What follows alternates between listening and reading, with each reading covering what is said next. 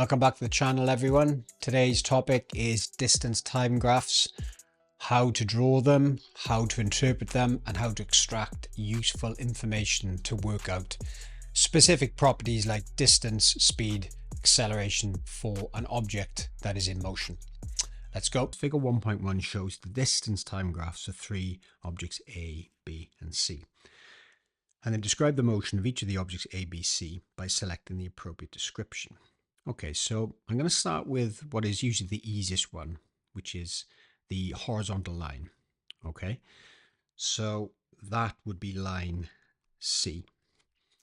And if you read the graph from left to right, you can see that as time progresses, the distance is completely unchanged.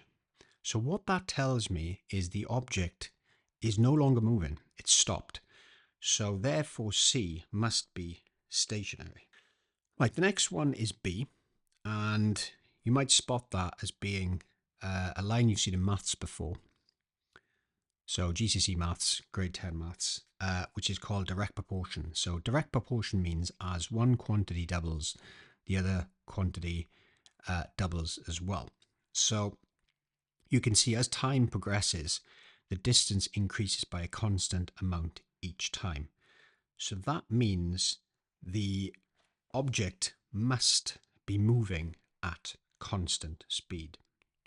So B is constant speed. Right, finally is A. You will notice that it's curving upwards. So what that's telling me is as time is progressing, the distance, the amount of distance being covered is not the same each time. It's actually increasing. It's getting faster. Okay, so in other words, the object is accelerating.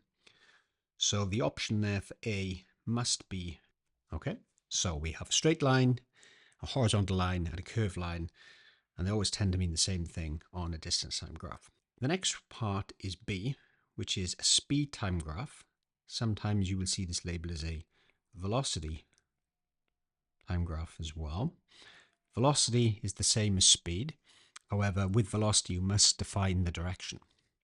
So speed might be, say, something moving at 50 miles per hour, whereas the velocity of that object, you must say 50 miles per hour east or west, because velocity is a vector.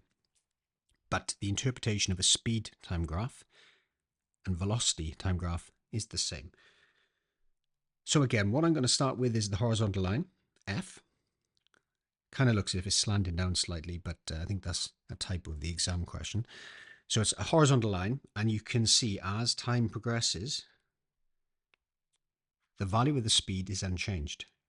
So for a speed time graph, this indicates the object has not stopped, but is maintaining a constant speed. So F is a constant speed. Then for E, you will see that it's a gradual increase in speed. Again, it's a straight line. So as the time increases, the speed increases by a constant amount each time. So that must mean it's accelerating at a constant rate. So E is constant acceleration.